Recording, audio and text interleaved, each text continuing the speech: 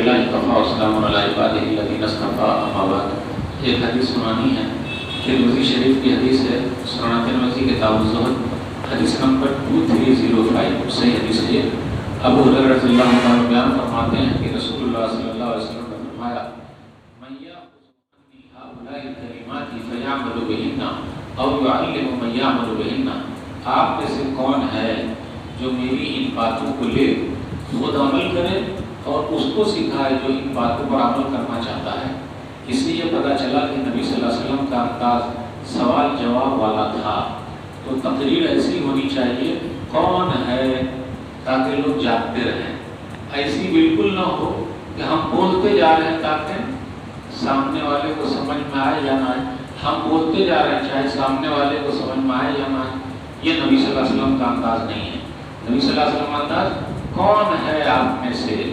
تو ابو ہریرہ رضی اللہ تعالیٰ عنہ نے کہا انا یا رسول اللہ، اے اللہ کے رسول صلی اللہ علیہ وسلم میں ہوں کہ خود عمل کروں گا اور جو عمل کرنا چاہیں گے میں اس کو بھی سکھاؤں گا۔ تو ضروری نہیں ہے کہ سب لوگ عمل کرنے والے ہی ہو جائیں، ایک بھی ہو گئے تو بہت ہے، نہ بھی ہو تو بہت ہے، کیونکہ اللہ کے لیے کام کرنا ہے۔ تو نبی صلی اللہ علیہ وسلم نے ابو ہریرہ رضی اللہ تعالیٰ عنہ کا ہاتھ پکڑا اور 5 چیزیں دلوائی۔ نمبر 1، اتق المحارم تکن عابد الناس، ابو ہریرہ حرام چیزوں کو چھوڑ دو، تم لوگوں میں عبادت گزار ہو۔ آج اپنے یہاں اس کو سب سے اچھا آدمی سمجھا جاتا ہے جس کی ٹوپی لمبی ہو، کرتا لمبا ہو، یہاں پر ٹھیلا ہو، چاہے بے ایمان ہو، حاجی چاہے باجی ہو، بولتے یہ بڑا اچھا آدمی ہے۔ نہیں، جو حرام چیزوں کو چھوڑ دیا وہی عبادت گزار ہے، حرام چیزوں کو چھوڑ۔ نمبر 1 ایک چیز ہو گئی۔ نمبر 2، وَارْضَ بِمَا قَسَمَ اللَّهُ لَكَ تَكُنْ أَغْنَى النَّاسِ، ابو ہریرہ اللہ نے تمہارے نصیب میں جو لکھا ہے تم اس پر راضی ہو جاؤ، تم سب سے بڑے مالدار ہو۔ آج ہم اور آپ اپنی تقدیر پر راضی نہیں ہیں، خوش نہیں ہیں، ہم کیا بولتے ہیں نہیں دوسرے کی تقدیر بڑی اچھی ہے، میری ہی تقدیر خراب ہے۔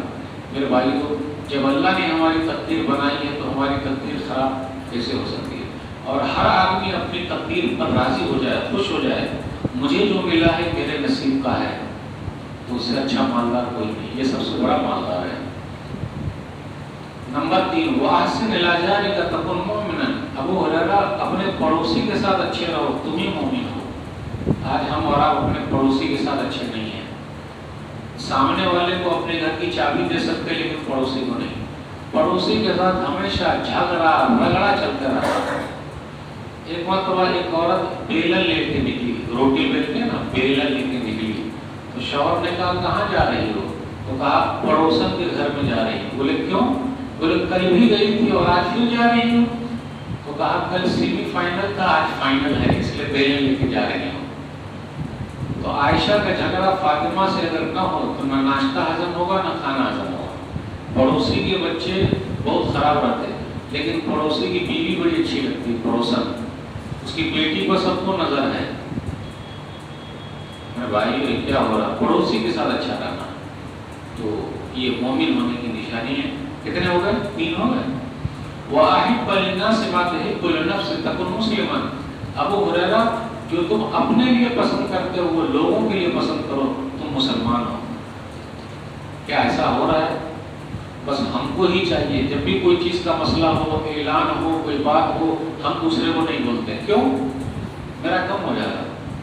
میرے بھائی جو ہم اپنے لیے پسند کرتے ہیں وہ دوسروں کے لیے پسند کریں۔ ایک چیز اور، ہم اگر دوسرے کی گاڑی لے جاتے ہیں، بائک لے جاتے ہیں، اس کو توڑ کے لا کے دیتے ہیں۔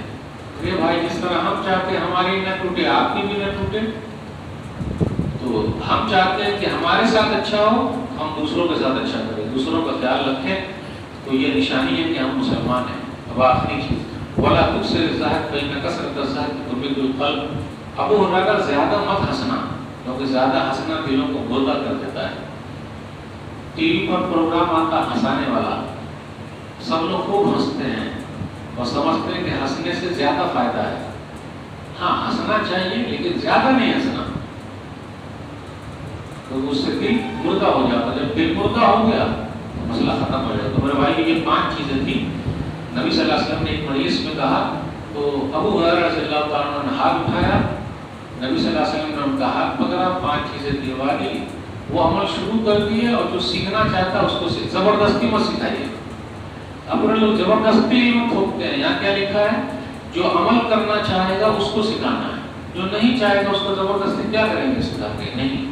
تو ابو ذر رضی اللہ تعالیٰ عنہ جو سیکھا خود عمل کیا، دوسروں کو سکھایا. ہم اور آپ کسی کے عمل کریں. نمبر 1 حرام چیزوں کو چھوڑ دیں، ہم عبادت گزار ہیں. اپنے نصیب پر راضی ہو جائیں. میرا نصیب میرے رب نے بنایا ہے، ہم اسی پر خوش ہیں. اللہ کا شکر الحمدللہ. تو ہم مالدار ہیں، پڑوسی کے ساتھ اچھے رہیں، ہم مومن ہیں. پھر اسی طریقے سے لوگوں کے لیے پسند کریں جو اپنے لیے کرتے ہیں، ہم مسلمان ہیں. اور آخری بات، زیادہ مت ہنسنا کیونکہ زیادہ ہنسنا دلوں کو مردہ کر دیتا ہے. اللہ سے دعا ہے کہ اللہ تعالیٰ ہم سب کو ان حدیثوں پر، سب حدیثوں پر عمل کرنے کی توفیق دے. السلام علیکم ورحمۃ اللہ وبرکاتہ.